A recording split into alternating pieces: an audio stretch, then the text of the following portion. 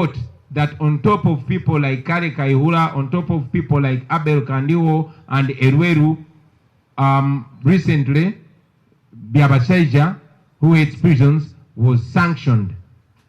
Now these sanctions, what do they mean? These people steal money, taxpayers' money from Uganda, and they are rich, they invest this money abroad. That's where they go for medical treatment, that's where they take their children for all that they need. And yes, they treat Uganda as a cemetery. But gladly with these sanctions, they and their families are sanctioned. They are not only blocked from traveling to those countries, but also their wealth is confiscated. On that list, there are notorious human rights violators like a one Christopher Damolira.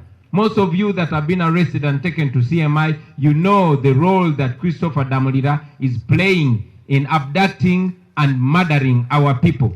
So we know that on that list, we have Christopher Damolira, we have people like Rugumayo, we have people like Namanya Napoleon, and all top and middle level, officers in Museveni's government. We are focusing on them, and we are calling on the international community to sanction these people.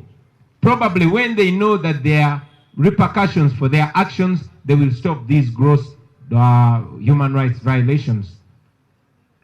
Ladies and gentlemen, another issue I want to address is the recently passed supplementary budget.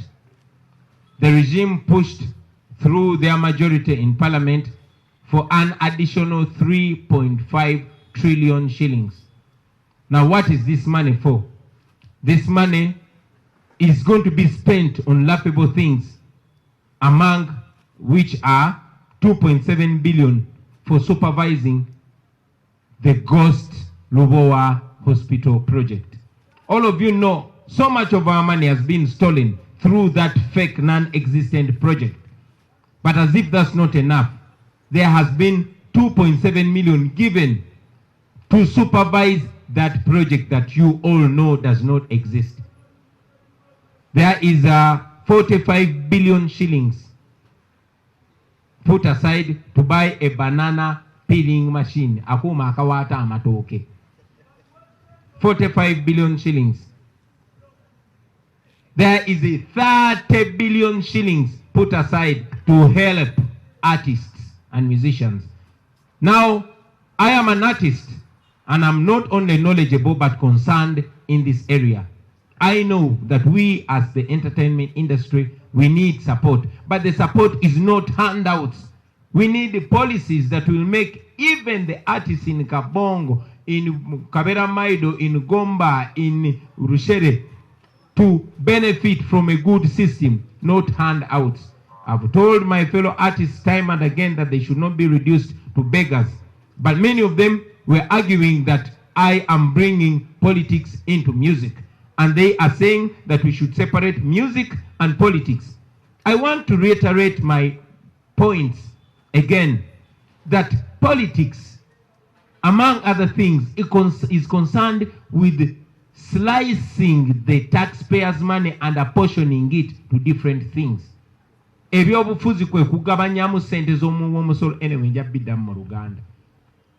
So this is how taxpayers' money is being apportioned. Artists have been demanding for a copyright law that will make sure we have policies that will protect artists, not giving them money.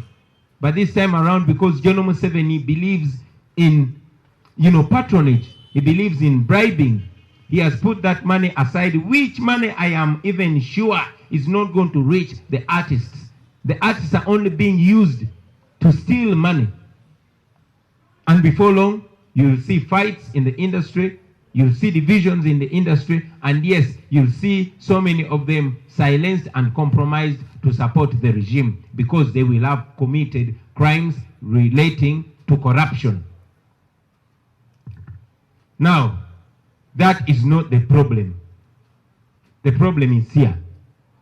First, there's a problem that out of that 3.5 trillion, 418 billion is going to Museveni's house. Now, this is a man that is already spending 2 billion shillings every day. However, that is not enough. Museveni needs another 418 billion to spend some more. Now, an even bigger problem comes here. On top of the 3.5 trillion, there was an addendum of 55 billion. Now, this sounds like a scandal, and it was important that I communicate it to you, ladies and gentlemen. You remember that in the past supplementary budget last year, over 77 billion, members of parliament were each bribed with 40 million shillings. Many of them denied it, but yes, some of them actually spoke the truth that they were given that money.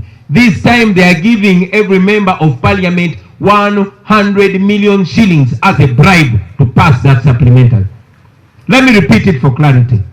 This time the regime is bribing every member of parliament with 100 million shillings of taxpayers' money in order to pass this supplementary budget. Now imagine 55 billion shillings just going out to members of parliament as a bribe. I want to use this opportunity to warn our members of parliament that we know about this and we have broken the news to the population. I have said it many times and I'm saying it today that I will always tell the truth and I will not defend or protect anybody that gets involved in this grand theft. We'll get details and maybe among questions. I'm very glad to have our Minister for Finance here, and it will be a great thing if we would get opportunity to answer a few questions from you. But with that state of affairs, with the way our taxpayers' money is used, now you know, ladies and gentlemen, why our roads are in such a bad state. Now you know why our schools are in such a state. Now you know why the regime is trying to silence us. Now you know why the regime is trying to bring all manner of